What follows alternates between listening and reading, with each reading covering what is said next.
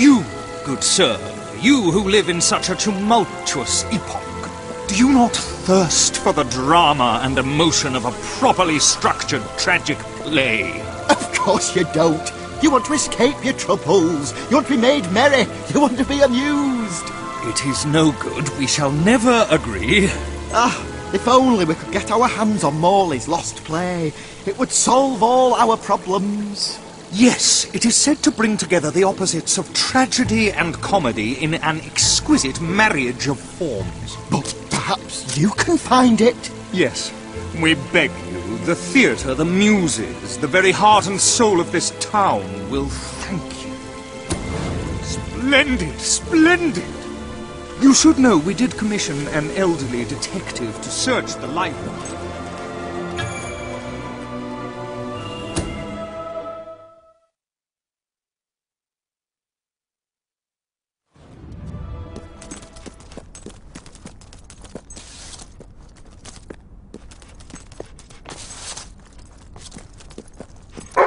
Turn back now, mortal one.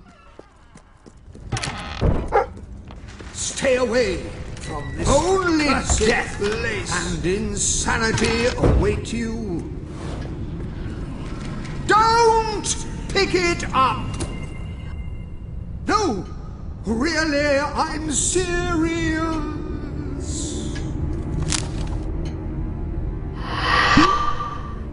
You lot just can't leave well enough alone, can you? Bloody literary tourists, bane of my afterlife.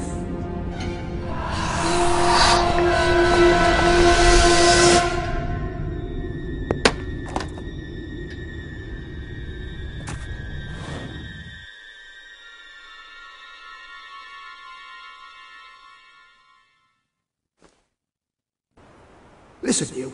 You're not getting my lost play, you hear? It's rubbish. Worse than rubbish. I mean, what was I thinking mixing tragedy and comedy? I must have been off my rocker. It would seem, my dear fellow, you have been apprehended by the ghost of Philip Morley. That makes us both his captives. I am Ransom Locke. If the name seems familiar, it is because I was once a detective of some renown. And yet, here I am, ready to live out the rest of my days, trapped in a book. As far as I can deduce, we are currently in a scene from one of Morley's greatest romantic plays, the near tragedy of Oliver and Ethel. I believe if we are to escape, we must act out the scene. But performing is not one of my talents. If I am correct, putting on this costume should set things in motion.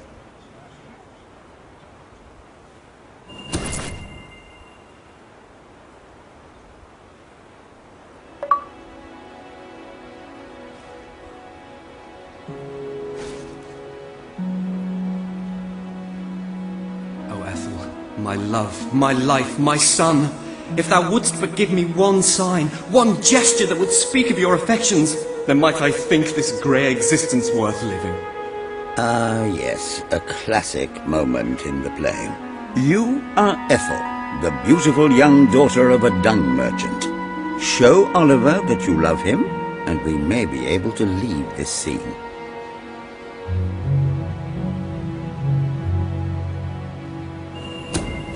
My heart is yours, my love.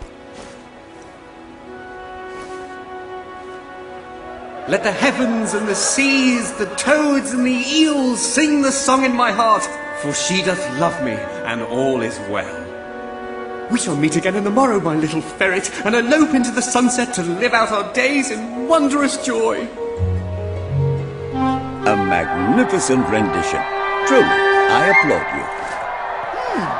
I see you are gifted with remarkable literary cunning, but can you really comprehend the depths of my work? That we shall see.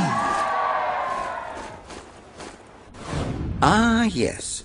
This is undoubtedly a scene from one of Morley's earlier, funnier plays, Bloodbath at the Royal Court. And this must be your costume. The role of the fool is one filled with tragic depth. It will require a masterful performance.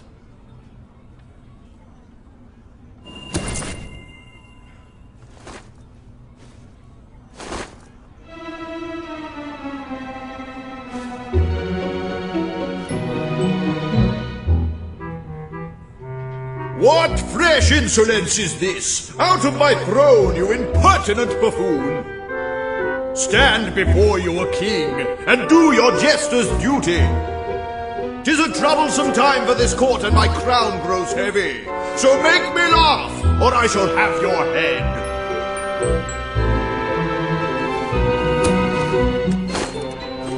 Goo-chee-goo-chee-goo.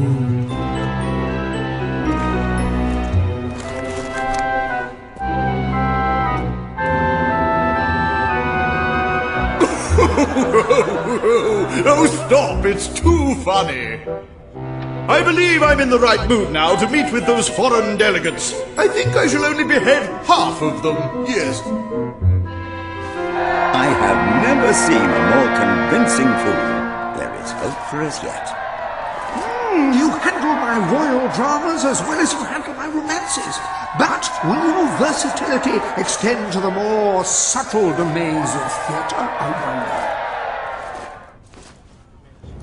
Oh dear. Unless I'm mistaken, this is a scene from Morley's notoriously violent historical epic, Titus the Mutilator, Part 2, which would mean this is the gladiatorial arena from Act 5, where Titus is finally slaughtered by savage warriors seeking revenge. A favorite scene of mine as a child, I must admit. And here is Titus's famous costume. I had some pajamas that looked just like it. Put it on and you will take on the greatest role of your life.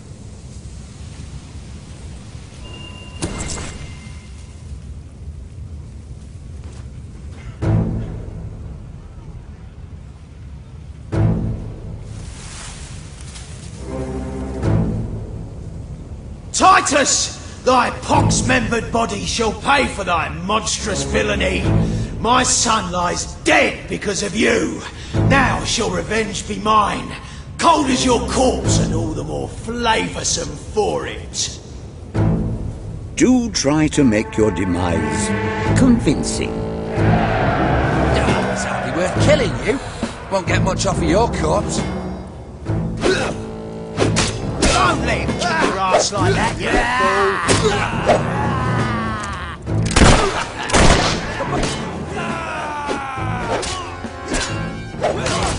Great stuff!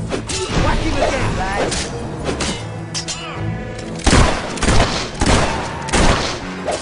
That didn't look too bad, mate.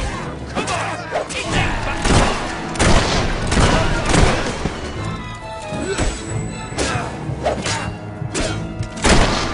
More of my kin lie slain, and yet you live. You have breathed your last sulphur-scented breath, Titus.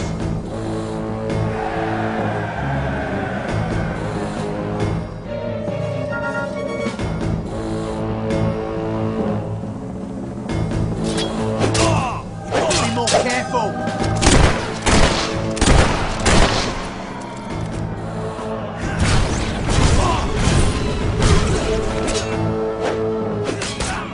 Can't stop me, can you? That's it. You stand in the way of the bullets. It's bloody setting his time.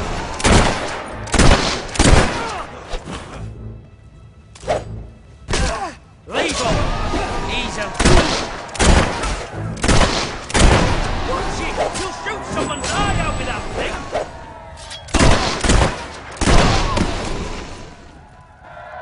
All my men dead, my vengeance denied, my world undone.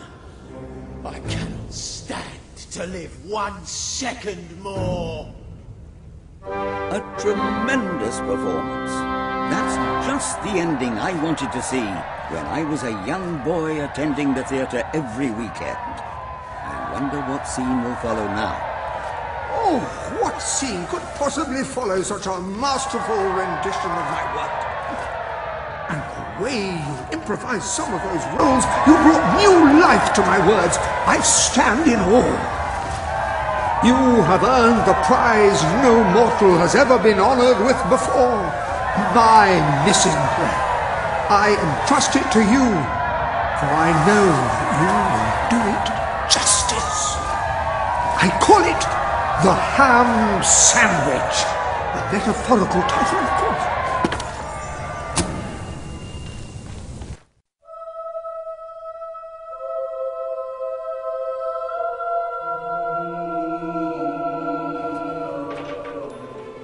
Ah, you have retrieved our aged investigator. Happy We're day! saved, Have Lambert. you perchance found... Oh, the joy in my bosom knows no bounds! Thank you a million times! Thank you! His head bosom! It's already working! Comedy and tragedy will at last join hands!